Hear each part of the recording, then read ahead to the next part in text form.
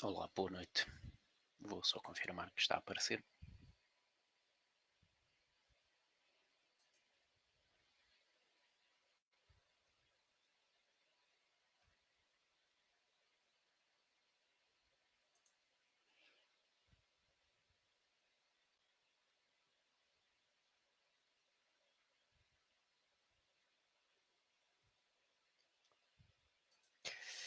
Ok.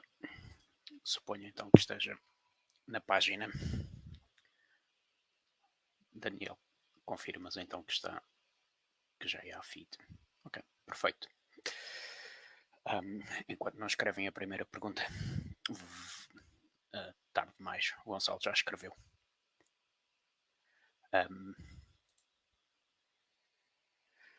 Olá, André, obrigado por tudo. Obrigado, Gonçalo, pela ajuda que deste e que tens dado.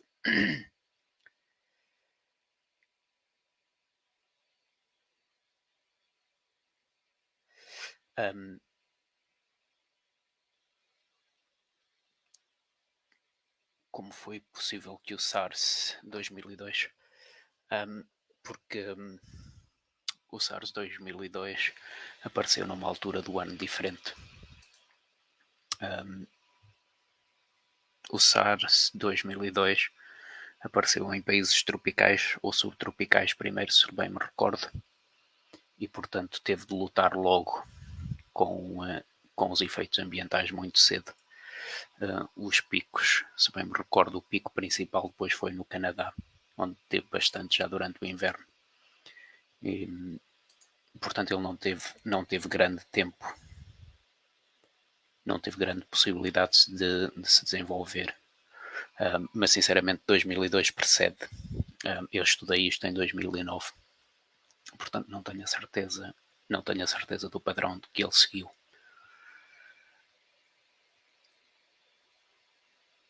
Em relação ao próximo projeto relacionado com fogos no verão, tem muito a ver com as causas dos fogos.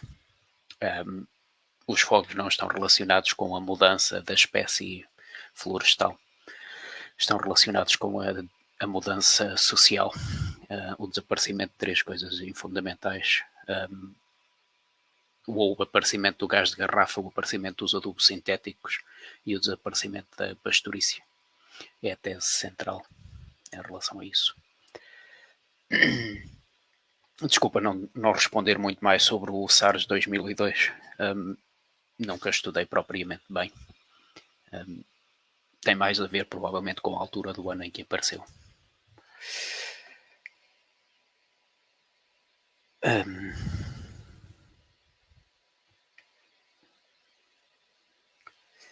Ninguém está a ocultar Vila de Odmira, não sei o teu nome. Ninguém está a ocultar, não há propriamente uma intenção de ocultar. Há uma intenção de gerir o medo por políticos agora. Portanto, há uma situação de pânico, de medo generalizado. Há a exigência de que se tomem essas medidas. E agora é apenas a gestão desse medo, a gestão dessas decisões políticas que foram tomadas. Não há propriamente um esconder de nada, não vejo nenhum governo em lado nenhum a tentar esconder coisa nenhuma. Quando é que vai ser a opinião dominante que o risco é o que é, que o risco deste vírus é muito equivalente a centenas de outros? Sim, provavelmente na segunda quinzena de junho, no início de junho. Não havendo aumento de mortalidade até lá, creio que um mês será suficiente para a maioria das pessoas perder ou deixar de ter esse medo permanente.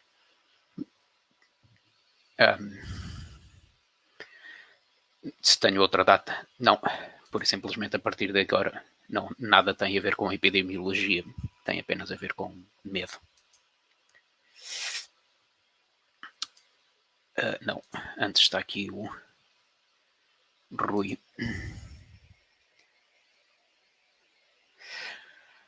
Quando as crianças forem para a escola, conseguiremos a imunidade de grupo. Sim. Não é garantido que consigamos imunidade de grupo total, mas garantidamente não vamos conseguir imunidade de grupo se as crianças não forem para a escola depressa. Temos de aproveitar, é essencial aproveitar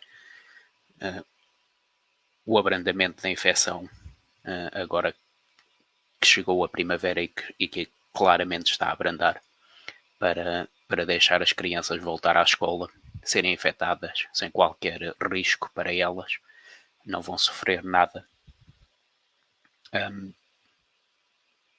Para que haja imunidade, porque elas são uma peça essencial da imunidade, são a primeira peça da imunidade que nos pode ajudar para o caso de algo correr muito mal e ele voltar, se este vírus voltar no inverno, o que é pouco provável que ele volte de forma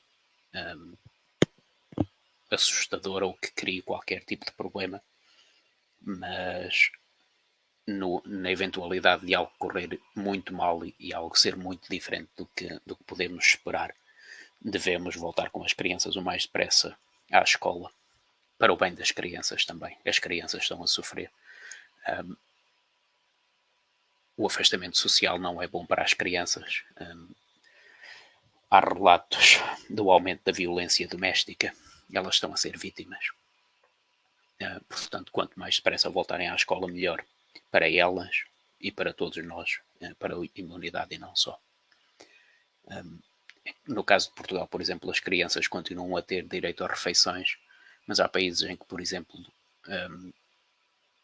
as refeições que as crianças tinham na escola foram paradas mesmo. E isso é dramático, porque há muitas crianças, precisamente aquelas que são mais vulneráveis, que deixaram de ter um contributo fundamental da escola através da comida. Portanto, é crucial voltar a abrir as escolas. Infelizmente, o governo decidiu abrir as escolas. O governo em Portugal decidiu abrir as escolas da forma errada. Devia começar com as escolas primárias e creches e não com as escolas secundárias. Não faz sentido nenhum começar com as escolas secundárias. Só faz sentido se estiverem a pensar em exames, que devia ser a última preocupação do governo nesta altura.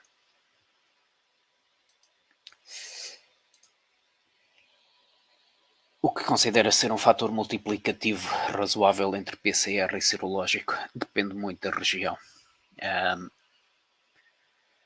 Depende muito da região onde se está a fazer e de quais os critérios, mas de forma generalizada diria que 100 vezes mais. Estamos a ver, já havia indicações desde o início na China, desde muito cedo na China, que estaríamos a falar de 1 para 100. Para cada caso conhecido de PCR, teríamos sensivelmente 100 não diagnosticados, não positivos de PCR. Creio a nível global, a nível de vários países, o mais provável é que fique nessa ordem de grandeza de 1 para 100. Depende muito depois então de região para região. Depende de qual a prevalência mesmo em si. Francisco, boa noite. Podemos assim considerar a sua inexistência até finais de junho? Não. Este tipo de vírus não vai desaparecer pura e simplesmente. Alguns desaparecem, mas não podemos assumir que vai desaparecer pura e simplesmente. Vai continuar a existir sem causar qualquer tipo de danos de maior, sem causar qualquer tipo de mortalidade ou infecção relevante. Sim, creio que no início de junho não haverá nem número de infectados nem mortalidade associada significativa para criar qualquer tipo de relato. Provavelmente no início de junho deixará de se falar sequer do vírus. Deixa de se fazer tantos testes PCR e, portanto, desaparece daquilo que se fala dos assuntos diários. Acreditas na possibilidade de uma segunda vaga? Enquanto vaga, não.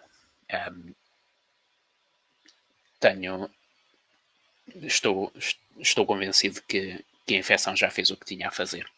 Já infectou aquilo que era viável infectar.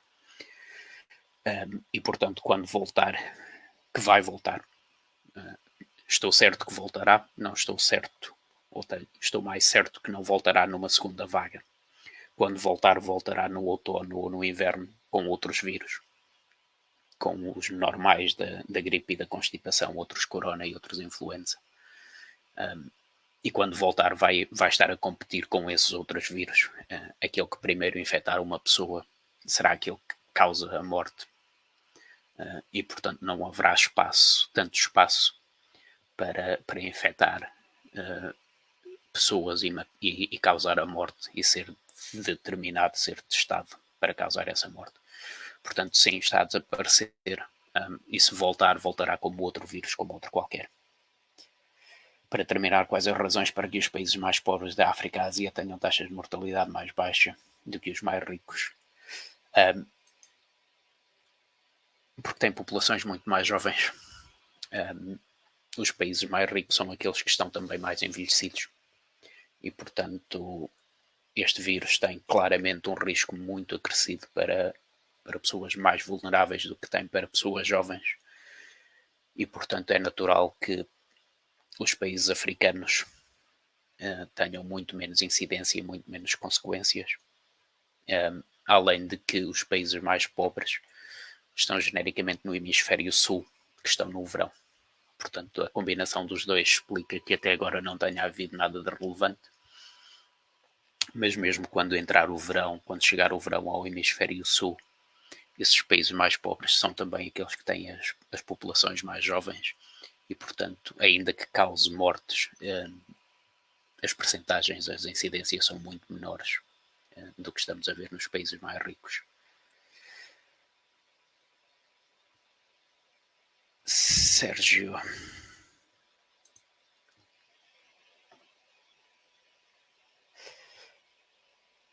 Porque é que a tua tese que vens a defender, alicerçada em estudos mais recentes de epidemiologistas, não é ainda citada ou mesmo posta em questão pela OMS, que em teoria não é uma organização politizada. A OMS é uma organização politizada. A OMS depende da ONU, que é uma organização política. A OMS tem um pendor muito politizado. Tem uma marcadamente politizada para criar consensos entre países.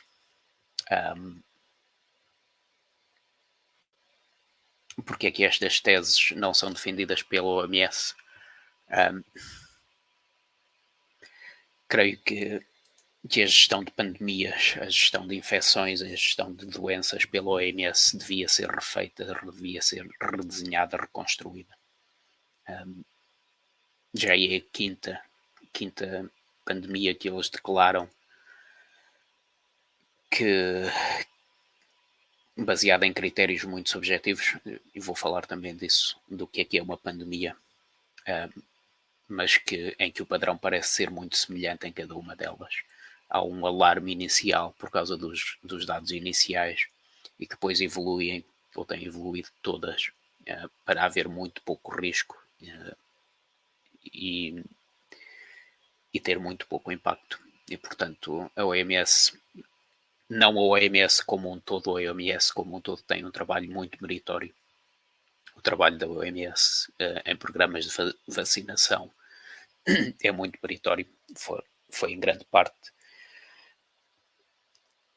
a OMS que erradicou doenças muito importantes.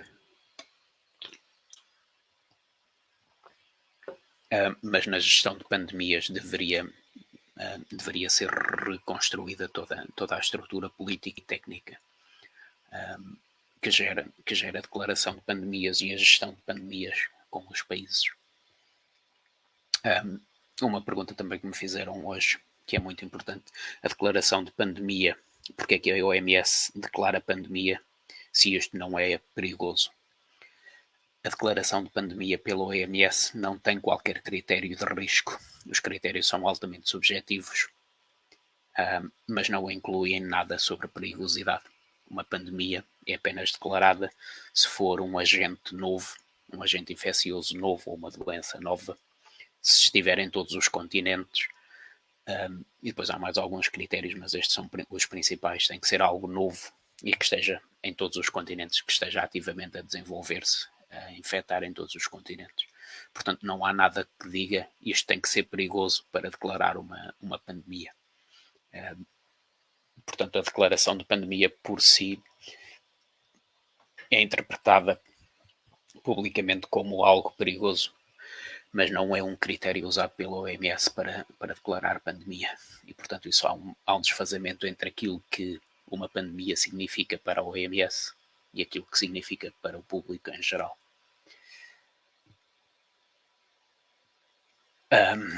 Miguel Caldeira Pães, como tinha falado agora, o que seja uma segunda vaga será um retorno do vírus e entrará então com aquilo que é normalmente a época de gripe e que vai competir com os outros vírus de gripe.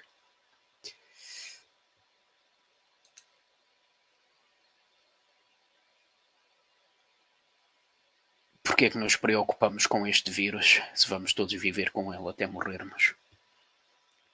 É a pergunta mais importante de tudo isto. Porquê é que este medo apareceu? Por causa da forma como a China decidiu lidar com isto, essencialmente. É uma combinação de fatores. A China é uma ditadura, tem um problema mais ou menos permanente com a província de Hubei e decide, perante o desconhecido, decide fazer aquilo que as ditaduras fazem, entrar a bater nas pessoas. E essas imagens da ditadura a entrar em Wuhan, em Hubei, circulam no Ocidente. Provavelmente há uma intenção dos meios de comunicação ocidental em divulgar essas imagens numa tentativa de denegrir a China. Havia tensões comerciais e económicas fortes com a China e, portanto, são passadas muitas vezes, repetidamente, todos os dias, essas imagens, talvez numa tentativa de denegrir a China, e isso acaba por gerar medo. Em vez de denegrir a China, acabam por assustar os públicos ocidentais mais do que outra coisa.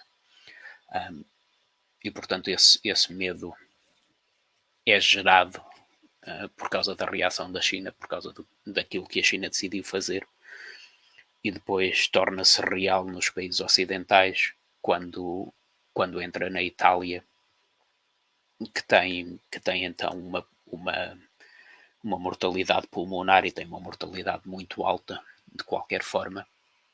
É um país muito envelhecido, é um dos países ocidentais mais envelhecidos. Creio que só o Japão está mais envelhecido do que a Itália. E, portanto, quando há muitas mortes na Itália, aquilo que se viu na China transforma-se em algo real. Ou na percepção de todos nós, transforma-se em algo assustador. Em termos epidemiológicos, o que se passou na Itália, o que se passou na China em termos epidemiológicos é um gigantesco nada. 3 mil mortos, ou quantos foram na China? Pouco mais de 3 mil mortos. Na China, que tem 1.300 milhões, é um absoluto nada. Mas mesmo a mortalidade na Itália não é nada de chocante para aquilo que é a mortalidade típica da Itália.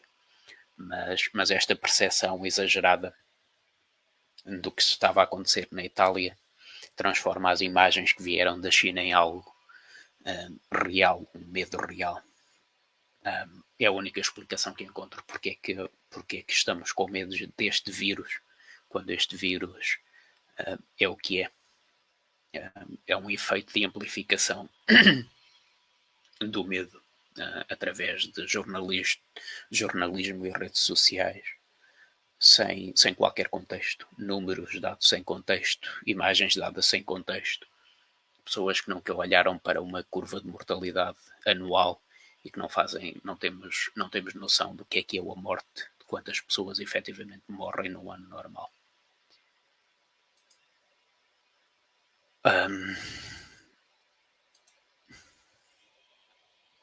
Oi, André.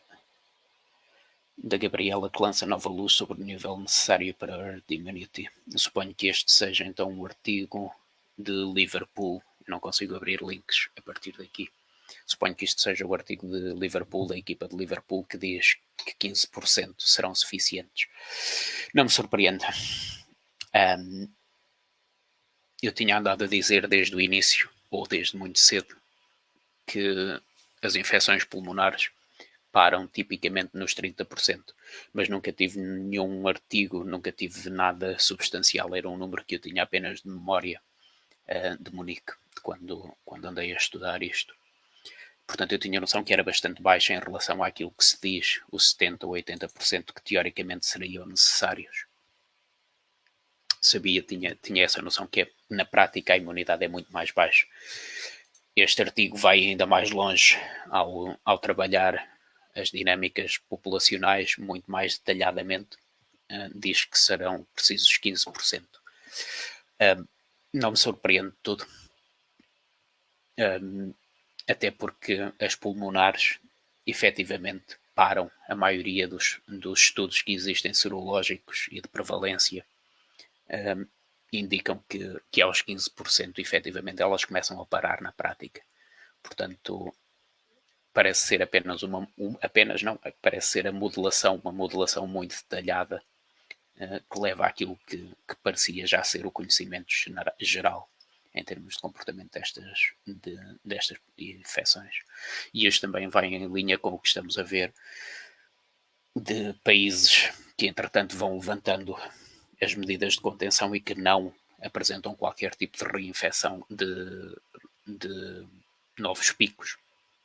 A China, por exemplo, já tem quase tudo aberto normalmente, ou naquilo que se pode considerar normal, e não há novos picos, não há relatos nenhum de casos em número suficiente.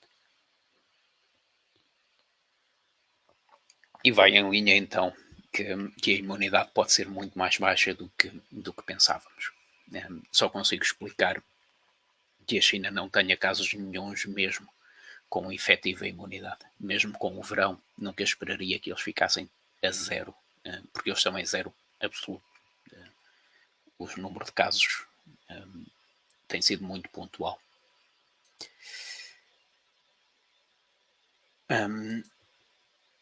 Inês, André se calhar já falou acerca das vacinas. Não. O que eu tenho feito é em alguns dos artigos que publico ponho uma frase a dizer que as vacinas são muito importantes, mas enquanto geral, enquanto algo muito geral, numa tentativa de minimizar os estragos dos movimentos anti-vacinas.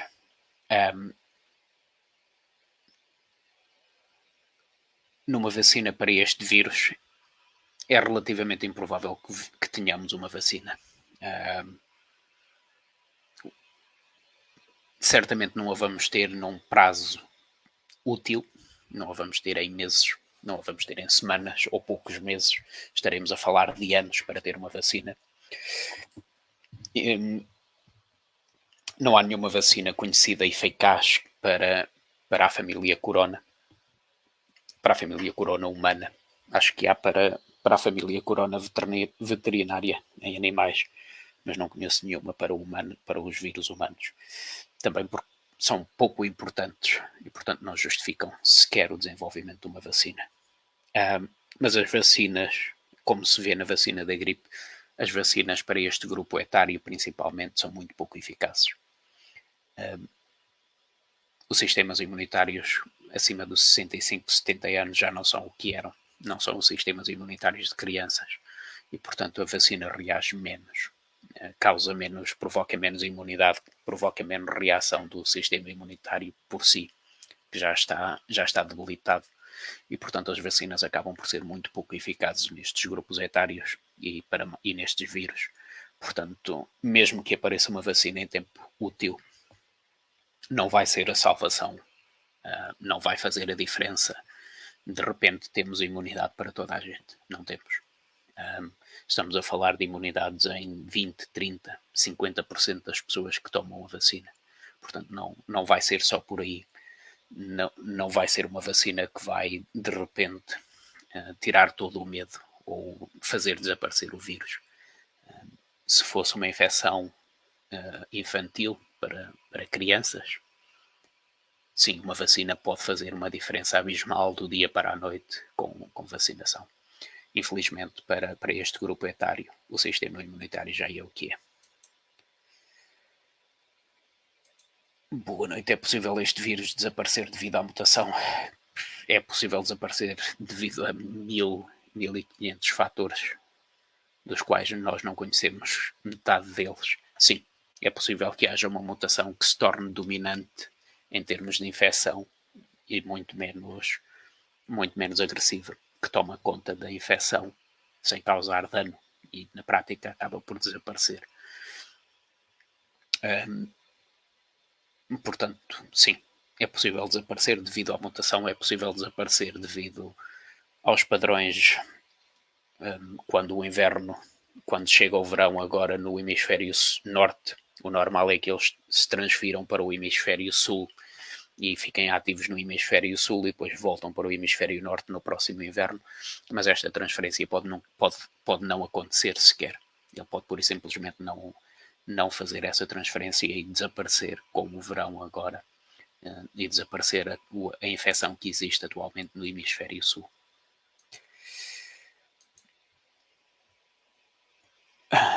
Não consigo ler.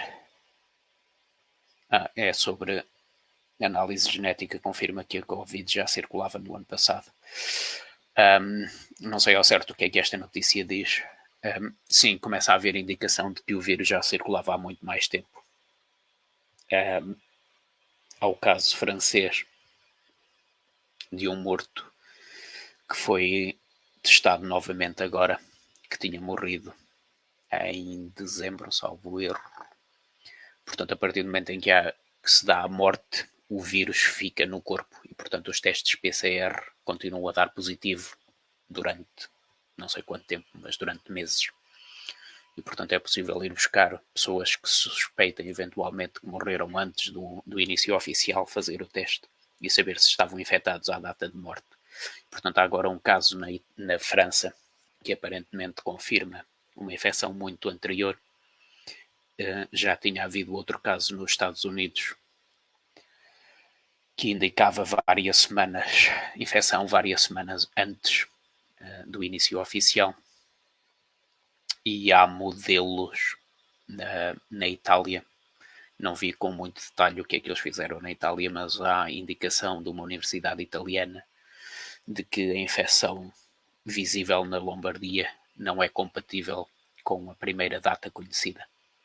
Portanto, sim, parece haver indicação cada vez mais forte de que a infecção é muito anterior àquilo que pensávamos. E é normal. Mesmo na China, um dos trabalhos que a OMS faz, um dos primeiros trabalhos que a OMS faz, é tentar identificar o doente zero, a primeira pessoa que teoricamente apanha a nova doença. E fez isso na China e normalmente consegue-se identificar essa pessoa. É muito raro não conseguir identificar o doente zero, ou pelo menos dizer é um agricultor, por exemplo. Ainda que não sabemos quem é a pessoa, mas sabemos mais ou menos quem é que ela poderá ser. E na China não se conseguiu.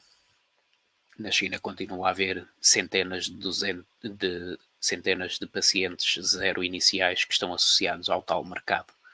E isto normalmente quer dizer que a infecção não começou aí. Quer dizer que o que nós pensamos que é o mercado como foco inicial é apenas uma coincidência dessas pessoas se encontrarem aí, que a infecção já vinha de muito antes e só apanhamos essas pessoas por acidente. Portanto, sim, é muito provável que a infecção ande há muito mais tempo do que pensamos.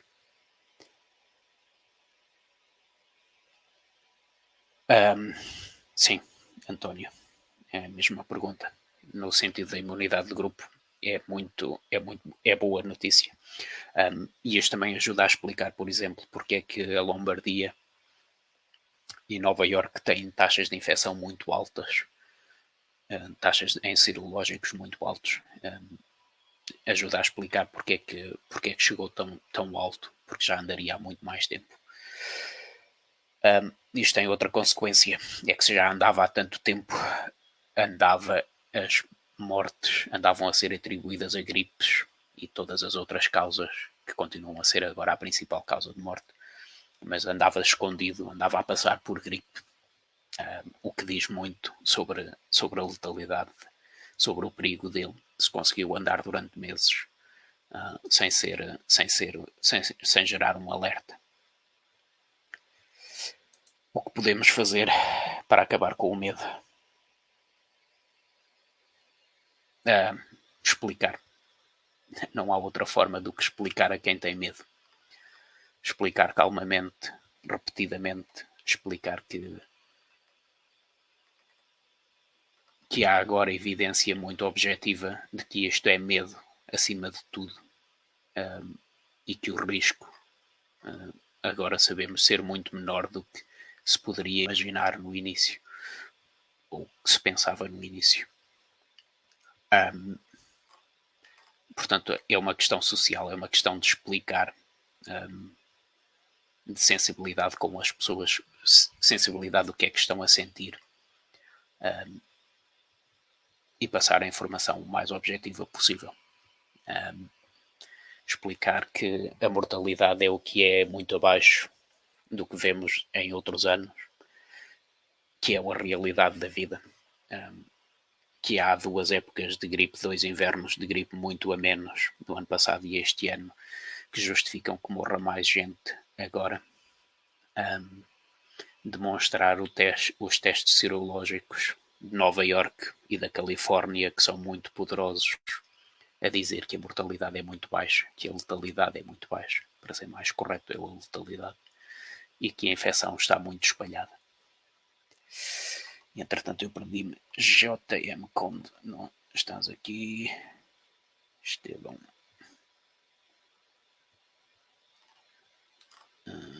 Estás aqui, ok. Está ligado aos interesses económicos os fogos. Vamos deixar isso para depois.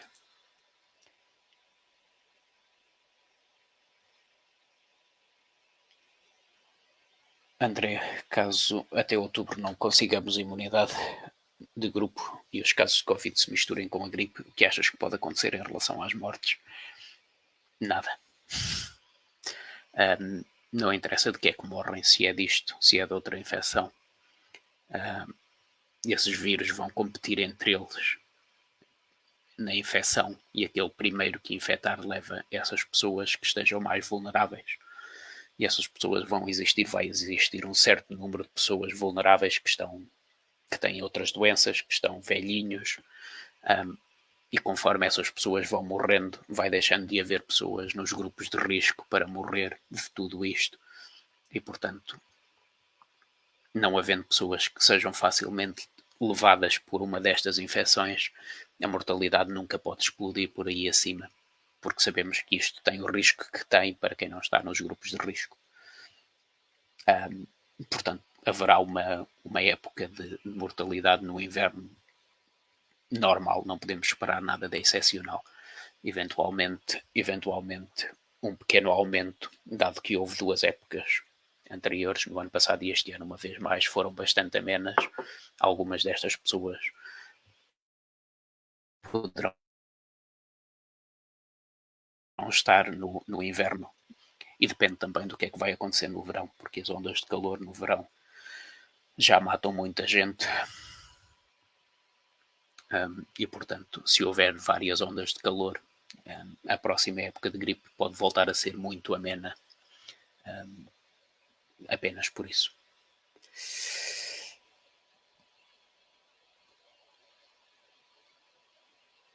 Não. A minha teoria de que no 19-20 todos os picos de gripe estão fechados tem a ver apenas com os efeitos da primavera, a chegada da primavera e do sol, e da acumulação de alguma imunidade durante o inverno. É uma observação pura e simples. Posso partilhar um pouco o ecrã. Entretanto, vou fazer só mais 5 minutos. Vou partilhar o meu ecrã. Se encontrar a janela que quero partilhar, é esta.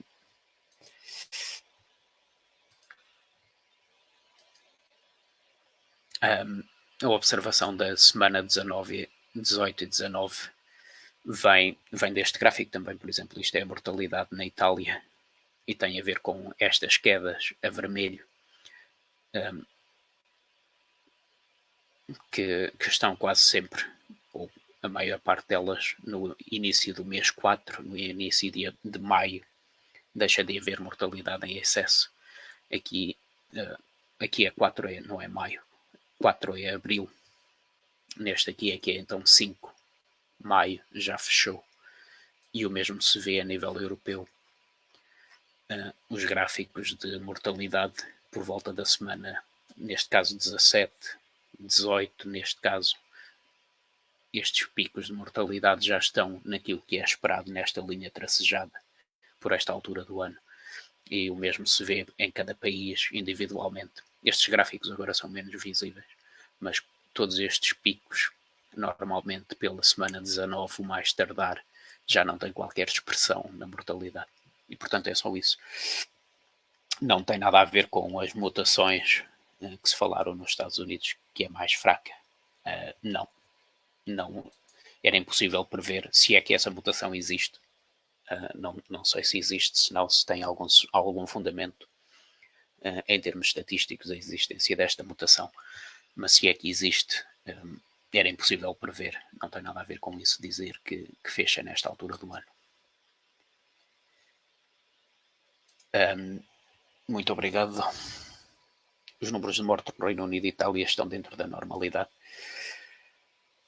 É normal o número de vítimas mortais. Na Itália na Itália, por exemplo, em 2014, há um excesso de mortes de 54 mil pessoas. De todas as causas, não é apenas de gripe, mas dá uma grandeza de quantas pessoas é que morrem na Itália no inverno. O corona não está sequer perto disso na Itália. Nem sei quanto é que está na Itália atualmente, mas deve andar nas 20 mil. Não deve ter passado muito das 20 mil. Portanto, na Itália está relativamente longe. 29 mil. Sim, portanto, ainda está muito longe desses 54 mil, tendo em conta que não houve gripe este ano praticamente. Estes 29 mil são em grande medida o excesso de mortalidade no país. No Reino Unido há um pico, há uma subida em relação a 2014. Acho que 2014 tinha tido 28 mil e o Reino Unido já passou agora os 28 mil. Mas ainda que tenha passado, não é nada de assustador em termos epidemiológicos. Isto só teria significado para justificar medidas dramáticas como foram tomadas a partir dos 60 mil, então é que deveria começar a considerar-se tomar medidas, e essas medidas deviam ser proteger e afastar os velhinhos, afastar os mais vulneráveis. Este pico, ainda assim, de 30 mil, creio que não ultrapassa 1999. 1999, salvo erro, teve um excesso de mortalidade de 48 mil na Inglaterra e em Gales, e isto é o Reino Unido todo. Isto inclui a Escócia e a Irlanda do Norte, que é minúsculo. Portanto, estes 30 mil incluem a Escócia, e só a Inglaterra e no país de Gales, em 99, creio que foram 48 mil. Portanto, a grandeza ainda assim está abaixo de um ano mau, um ano muito mau de mortalidade de gripe. É normal o número de vítimas mortais? É. O número de vítimas de médicos não tem nada de abismal na Itália. Qualquer coisa como 100 médicos, nem que fossem 200 médicos que tenham morrido nesta altura na Itália. Não sei se este gráfico aqui tem a mortalidade por 100 mil. Tem. Isto aqui é a mortalidade por 100 mil, acho eu. Não. Isto é mortalidade por milhão. A Itália tem 400 mil médicos, sensivelmente. Morrem por cada milhão de pessoas, morrem por semana 300. Portanto, morrerem 200 médicos em 400 mil num mês é perfeitamente banal. Está dentro da mortalidade normal da população. Nenhum desses médicos, ou muito poucos desses médicos, tanto quanto vi na altura, morreram ou foram infectados ou comprovadamente infectados no trabalho. Portanto, serem médicos tem muito pouca relação com o facto de serem médicos. São pessoas que morreram também com essa doença, independentemente de... o ecrã não estava visível. Eu estava a falar do gráfico, mas era este gráfico. Isto é a mortalidade na Itália. Eu estava a dizer, isto é um gráfico por milhão de habitantes. e, portanto, na Itália, por norma, morrem qualquer coisa como 250 a 300 pessoas por semana por cada milhão de habitantes. Se há 400 mil médicos, é perfeitamente expectável que morram 100 médicos por semana na Itália, só por si, independentemente do corona ou não. Esta mortalidade na Itália, aqui esta subida muito rápida da mortalidade na Itália por causa do corona, é por causa de isto. Porque aqui embaixo, isto é apenas para 19 cidades. E, portanto, como eles concentraram os doentes de corona todos nos hospitais centrais, faz disparar esta mortalidade relativa, porque morrem muito mais pessoas por milhão de habitantes. Eles trazem os doentes todos para aquela cidade, continuam a ter os mesmos habitantes, como morrem muito mais. Este gráfico vai por aí acima, mas não significa que morreram 3 vezes mais pessoas na Itália do que em 2016. É porque é o efeito da concentração das pessoas nos hospitais centrais. Mas sim, é perfeitamente normal morrerem esse número de pessoas na Itália, de médicos, pessoal médico na Itália, não tem nada de assustador. Última pergunta, se me lembrar onde é que estava, Luís Oliveira.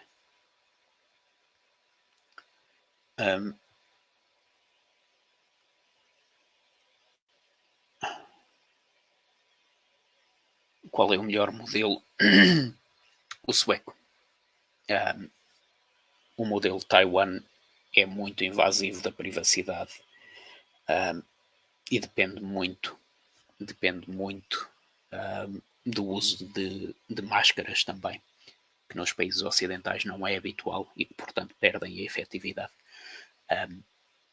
Num país ocidental, numa democracia, o modelo sueco é muito mais robusto do que o modelo Taiwan. Portanto, se fosse eu a decidir, decidiria pelo modelo sueco.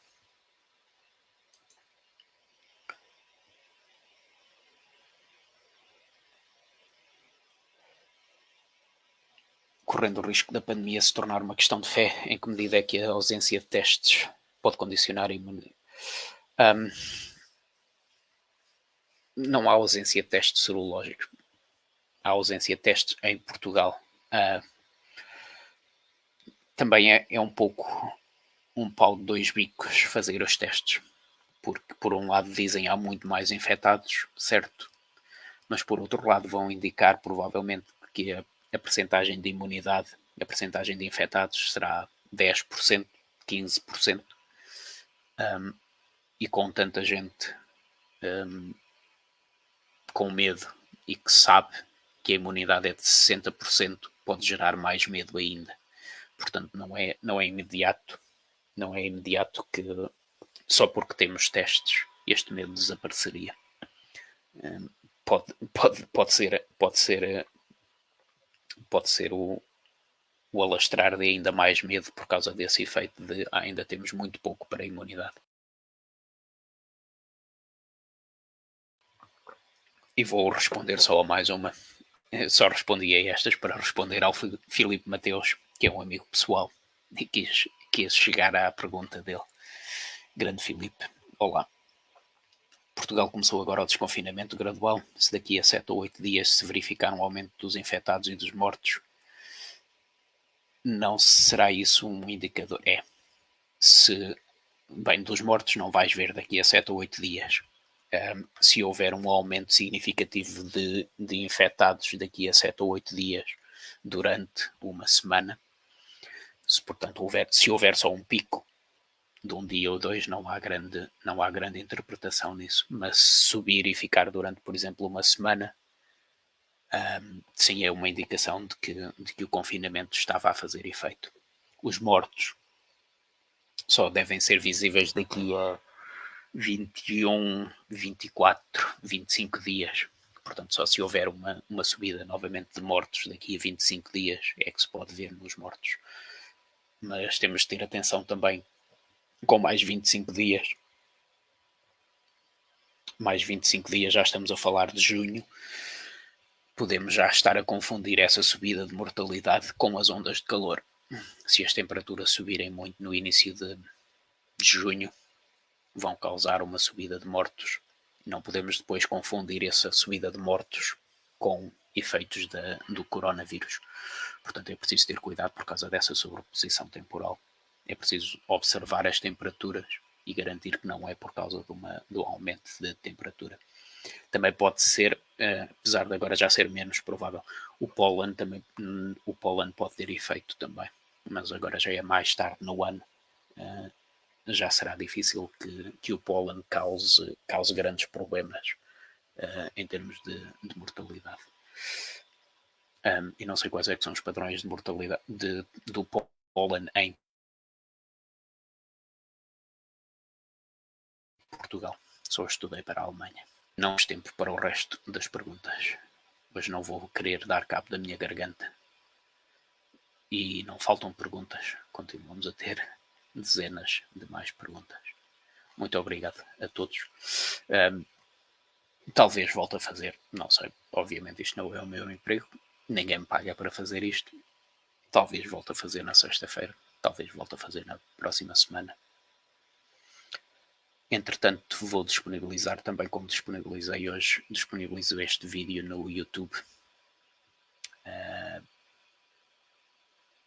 Para quem não tem Facebook, possa também ouvir. Obrigado pelas perguntas a todos. Boa noite.